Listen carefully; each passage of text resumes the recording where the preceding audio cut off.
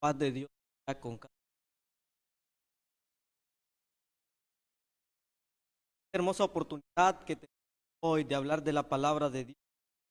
Es algo bueno, es algo que Dios nos ha permitido y nos ha dado la oportunidad de poder compartir con cada uno de los que nos están conectados en esta mañana con nosotros. Eh, Sean todos viendo buenos días. Anteriormente, la paz sea con cada uno de nosotros. En esta mañana, pues vamos a estar hablando, en esta oportunidad vamos a estar hablando de un tema bastante particular. Este tema a desarrollar le ha titulado Siervos, hermanos y hermanas. Es interesante hablar de este término. Cuando nosotros hablamos del término siervos, nosotros podríamos decir que etimológicamente la palabra siervos significa esclavo. Podríamos decir que viene del término doulos, que es esclavo. Podríamos hablar de estos términos de etimología en griego y en otros idiomas, pero simple y sencillamente vamos a decir que el término siervo viene del término doulos, que significa esclavo. Cuando hablamos de la palabra esclavo en el contexto antiguo testamentario, nosotros vamos a ver que en el contexto judío, cuando una persona caía como esclavo de otra persona, ya sea porque por necesidad tuvo que venderse a otra persona y cayó en desgracia y tenía que venderse, vender sus propiedades, venderse él. Nosotros podríamos ver de que también la ley hebrea decía de que el pariente más cercano, según lo que nos dice Levíticos capítulo 25, capítulo 25, versículo 47, nos dice que cuando la ley hebrea mandaba que al pariente cercano mandaba a redimir a la persona que había caído en esclavitud, había caído en desgracia, se había tenido que vender él, su familia, sus bienes, todo lo que él poseía. Se había vendido porque tal vez tomó prestado algo y no pudo pagarlo, fue mal en sus negocios y tuvo que venderse. La ley hebrea mandaba a que el pariente cercano tenía que redimirnos. Esto en el contexto hebreo, en la cultura judía, se conoce como Goel. Goel tenía que redimirlo. El pariente cercano tenía que ayudarle, rescatarlo de esa condición que había caído. En este caso, hermanos y hermanas, nuestro Señor Jesucristo nos redimió, nos compró. Nuestro Señor Jesucristo nos sacó de la esclavitud que teníamos allá cuando estábamos lejos, sin Dios, sin esperanza. En ese momento cuando caímos en desgracia, cuando por nuestras propias acciones, por nuestras propias decisiones, usted y yo caímos como esclavos del pecado, esclavos de Satanás. Jesús, como nuestro Goel, como nuestro Redentor, vino y nos rescató por medio del sacrificio que Él realizó en la cruz del Calvario, por medio de ese sacrificio que a usted y a mí nos compró por medio de su sangre.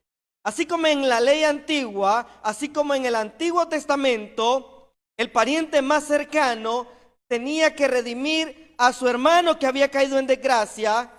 Jesús, como nuestro pariente cercano, nos redimió, fue nuestro Goel, nos compró con su sangre. Nosotros vemos de que, por ejemplo, en el libro de Ruth, cuando nosotros vemos la historia de Ruth y Noemí, en ese hermoso libro, encontramos de que Noemí había caído en desgracia, había caído en pobreza, se le había muerto su esposo, se le habían muerto sus hijos.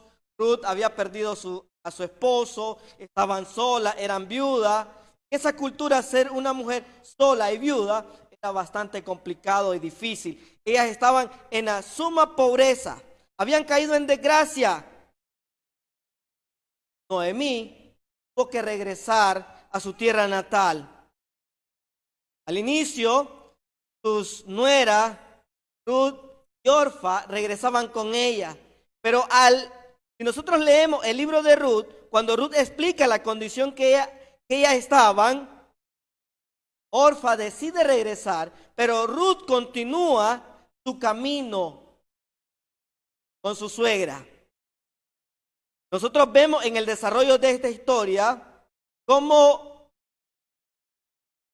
Ruth es redimida por el pariente cercano de su esposo.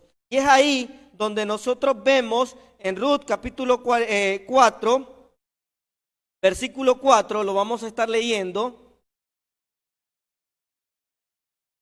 Vamos a estar leyendo el libro de Ruth, capítulo 4, versículo 4. Encontramos en esta historia,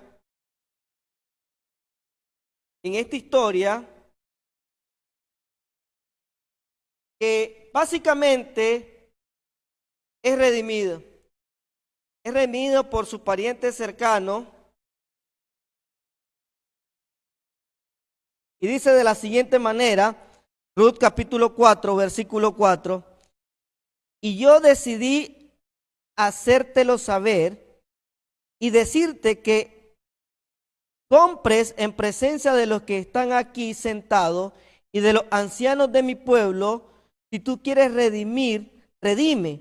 Y si no quieres redimir, decláramelo para que yo lo sepa, porque no hay otro que redima sino tú y yo después de ti. Y él respondió, yo redimiré.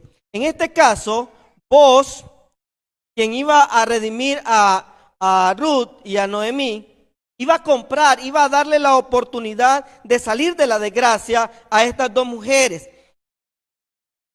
Cuando nosotros, usted y yo, caímos presos por el pecado, somos esclavos del pecado, Jesús viene por medio del Evangelio, nos quiere rescatar de esa condición que hemos caído.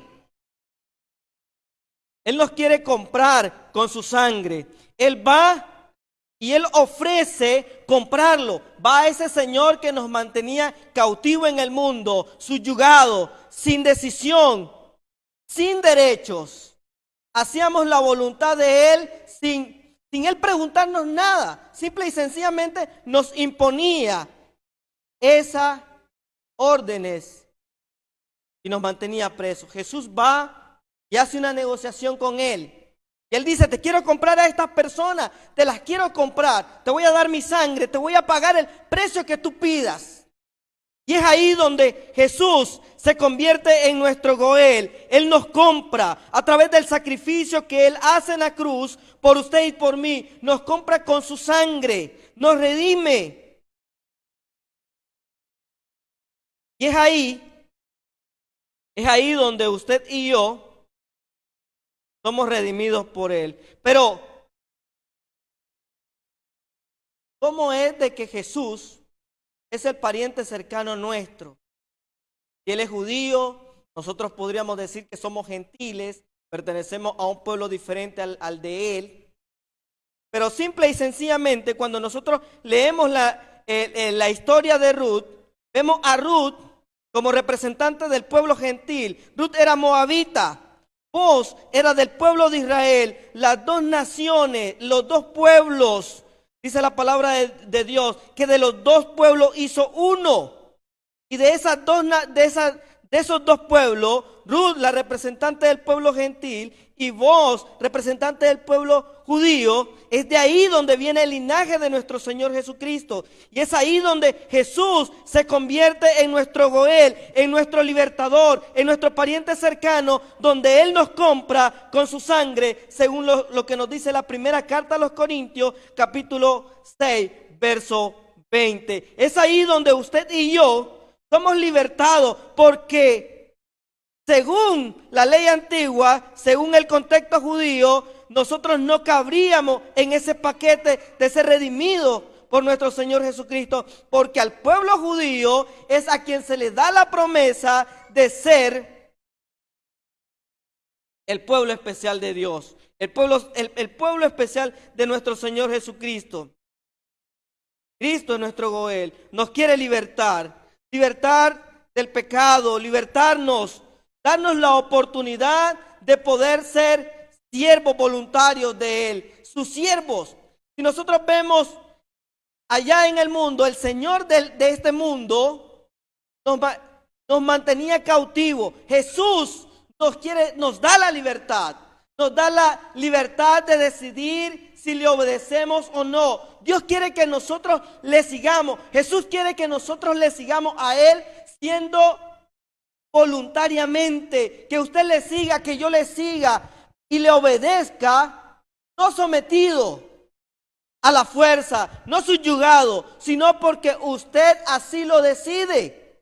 Que usted quiera servirle, que usted pueda darle todos sus derechos a Él, pueda postrarse delante de Él y decirle: aquí estoy, Señor, yo quiero ser tu siervo voluntario, me postro, rindo mis derechos a ti, yo quiero servirte, no independientemente del lugar en que nos encontremos, el ministerio o el lugar donde estemos. Y me llama la atención la palabra evangelio. La palabra evangelio, como bien ya sabemos, esta palabra viene a denotar una buena noticia. Y no es cualquier noticia.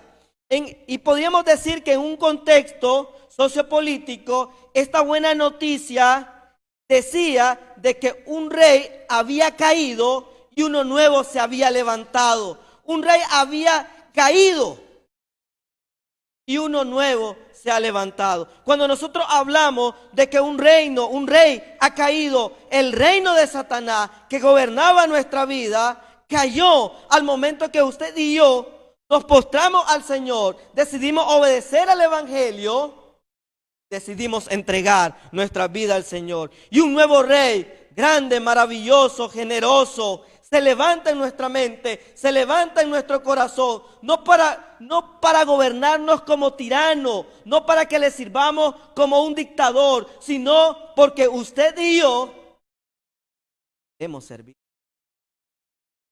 a nuestro. Porque usted y yo queremos ser siervos del Señor, esclavos del Señor, esclavos voluntarios, aquellos esclavos que después de ver la misericordia de su Señor, en la benevolencia de su Señor, decidían quedarse al lado de su Señor, viéndole, quedarse ahí por su propia voluntad. Y es que así somos nosotros para el Señor. Nosotros somos sus siervos porque nosotros hemos decidido obedecer. No porque nos ha obligado que le sirvamos, sino porque Él nos ha hecho una oferta en el cual Él quiere que nosotros, usted y yo, le sirvamos. Me llama la atención poderosamente lo que dice Filipenses capítulo 2, versículo 5 al 8. Me llama la atención lo siguiente: Jesús, Dios, nuestro Señor Jesucristo, siendo parte de la deidad divina, siendo Dios mismo, consustancial con el Padre, siendo de la misma sustancia Dios con el Padre, el que gobierna el universo, el que sostiene el universo en su mano, decidió encarnarse, decidió ser un siervo. Decidió limitarse, sujetarse a un cuerpo humano, autolimitarse, no porque alguien se lo impuso, sino porque Él así decidió hacerlo por amor a usted. Pero lo que quiero destacar de estos pasajes bíblicos es su humildad como siervo. Oye, si Jesús, Dios, se encarnó siendo el todopoderoso del universo, siendo el dueño y señor de todo lo visible y de lo invisible, de todo lo que está en el universo, siendo Él el que sustenta en su mano todo el universo, decidió encarnarse por amor a usted y a mí. Y aún estando en la condición de siervo, en la condición de hombre, aún en esa humillación, decidió bajar un poquito más. Y esto es lo que quiero destacar de nuestro Señor Jesucristo como el ejemplo máximo de humildad para aquellos hombres, para aquellas mujeres que quieren servir al Señor. Dios nos llama a ser siervo y nos llama a servirle. ¿Cómo, hermano? Sirviendo. Dios desea de que nosotros sirvamos. Le sirvamos a los demás, le sirvamos a los hermanos, a las hermanas, le sirvamos a aquellas personas que necesitan conocer el Evangelio, que en cada una de los ministerios, que en cada una de los lugares donde Dios nos ha permitido que nosotros le sirvamos, lo hagamos con humildad, con amor, con entrega, con sacrificio, no creyendo o no teniendo un más alto concepto de nosotros mismos que el que debemos de tener. Que nosotros podamos seguir el ejemplo de Cristo, que usted y yo podamos tener esa humildad. ¿Cómo es que Jesús, vemos a Jesús en diferentes momentos de la Escritura, sirviendo a las demás personas? Vemos a Jesús lavándole los pies a sus apóstoles. Vemos a Jesús que ese era una acción que solo los esclavos lo hacían. El señor de la casa no lo hacía. Sin embargo, Jesús, siendo el señor de la casa, dio ejemplo de humildad al lavarle los pies a los apóstoles. Y es lo que quiero destacar, hermano y hermana. Si usted y yo queremos ser siervo, hermano, si usted, hermana, quiere ser sierva, no importa el ministerio, no importa la acción, no importa lo que nosotros estemos haciendo dentro de la iglesia, no importa. Dios desea que nosotros le sirvamos amor.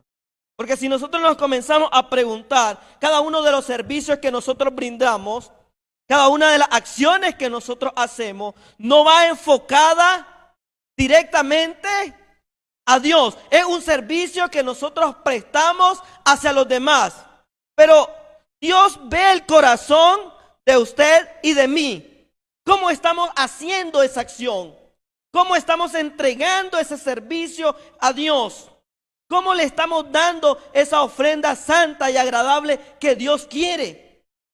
Oye, nosotros podemos estar engañando a los hermanos, podemos estar dando una imagen buena, agradable, podemos estar dando una muy buena impresión a los demás, pero Dios, quien conoce el producto terminado y final, está valorando cómo nosotros estamos sirviéndole a los demás. Cómo usted y yo estamos dando ese servicio a los demás. ¿Cómo lo estamos haciendo? ¿Sabe? Y es lo que es el ejemplo que yo quiero destacar en esta mañana. La humildad que caracterizó el ministerio de nuestro Señor Jesucristo. Eso es lo que Dios desea que usted y yo tengamos cuando le servimos a las demás. Dios desea de que usted y yo, hermano, sirvamos. Y Filipenses capítulo 2, versículos 5 al 8 dice de la siguiente manera: haya pues en vosotros este sentir que hubo también en Cristo Jesús. Y en este primer versículo que estamos leyendo, lo que quiero destacar es sentir, el mismo sentir que hubo en Cristo, esa misma humildad que caracterizó el ministerio de Jesús cuando se acercaba a las personas, cuando le hablaba a las personas, cuando le brindaba un servicio a las personas, cuando le servía a las personas, siempre reflejó, proyectó, les presentó el amor de Dios para salvarles.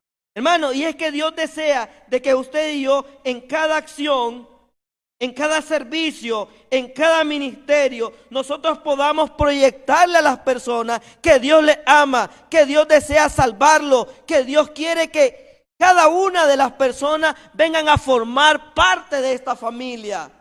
Esta gran familia de Dios, esta gran familia de la fe. Dios desea de que por medio de cada una de las acciones que nosotros realicemos, podamos decirle a las personas, Dios te ama. Dios no nos ha llamado a enseñorearnos de un ministerio. Dios no nos llama a que nosotros podamos decir, esto es mío. No, solo únicamente cada ministerio que nosotros podamos tener, cada labor que nosotros podamos realizar, solo somos simple y sencillamente hijos de Dios para hacer.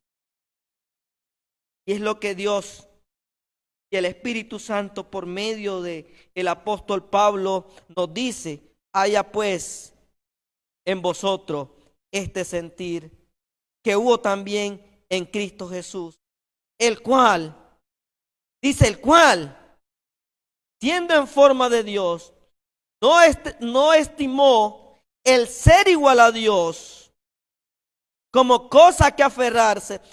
Esa humildad de Jesús.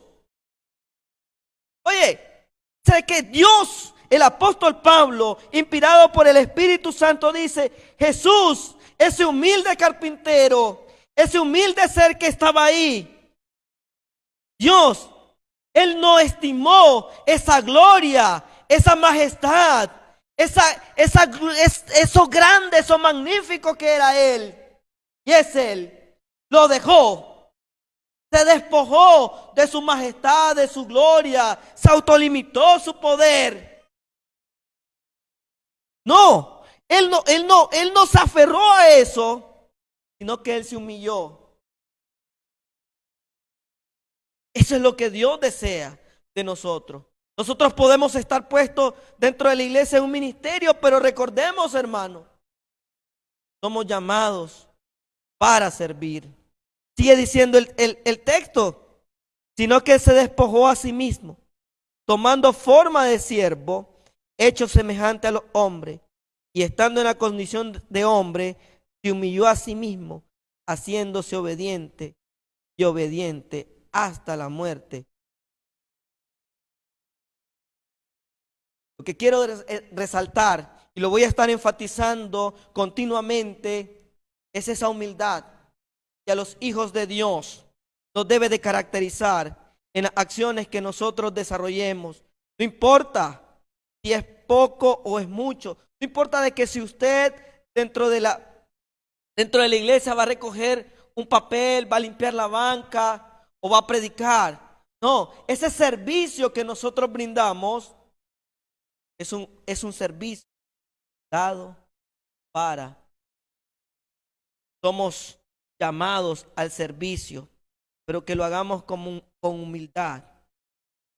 Y esto me llama la atención porque, como les decía anteriormente, en el contexto judío,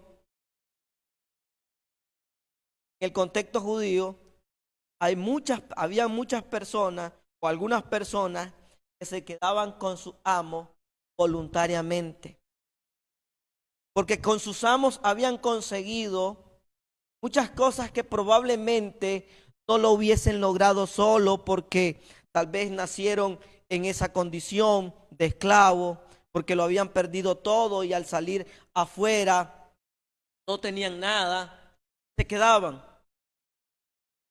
con su amo porque lo habían conseguido, tenían casa, techo, trabajo, tenían manutención y todo. Cuando Jesús nos encuentra derrotado, destruido. Posiblemente nadie daba un Córdoba por nosotros. Pero hoy, hermanos, que Cristo nos libertó, siendo nuestro Señor, nos compró con su sangre, creo que a muchos nos ha puesto en lugares que nunca habíamos pensado estar. En lo personal, nunca pensé estar sirviendo en este ministerio. En lo personal, nunca pensé de que Dios me iba a dar la oportunidad de servirle de esta forma. Una de las cosas que siempre digo a aquellas personas, que una de las mejores cosas que me ha pasado en mi vida, o la mejor cosa que me ha pasado en mi vida, es el llamado que Dios me hizo a servirle por medio del Evangelio. Es ese llamado el cual vale la pena, vale la pena el servirle, el poder rendirle nuestros derechos. Porque Dios nos ha dado la libertad para poderle servir, poder llegar a ser siervos que podamos cumplir su voluntad. Siervos que hagamos la voluntad de nuestro Señor. Actualmente, Dios desea y nos llama al trabajo. Nos llama al trabajo y alguien podría decir, güey, y es que Jesús no puede hacer el trabajo. Sí lo puede hacer, pero a Él le gusta convidar a trabajar, a que le ayudemos, a que podamos llevarle esa palabra de Dios a los más necesitados, que podamos reflejar a las personas. Dios le ama. Hermanos, como siervos, como siervas, somos llamados y llamadas a poder reflejarle al mundo, a las personas que todavía no han conocido a nuestro Señor, podamos reflejarle su amor, su misericordia, su bondad, y que podamos decirle a las personas, hey, aquí hay un lugar donde tú puedes servir juntamente con nosotros, un lugar donde nadie te va a excluir, donde todos somos iguales, donde todos tenemos los mismos beneficios de parte de nuestro Señor Dios. Que podamos servirle con amor y dedicación. En este momento, hermanos, quisiera concluir y decir, damos el ejemplo que nuestro Señor dio por medio del apóstol Pablo, esa humildad caracterizó a Jesús en las labores que Él hacía. Que no nos creamos más de lo que nosotros somos. Somos siervos, somos esclavos de nuestros, somos esclavos de Él para servir a las demás personas, reflejar el amor, reflejar la misericordia y la bondad que Dios tiene para con. Dios nos bendiga en esta mañana.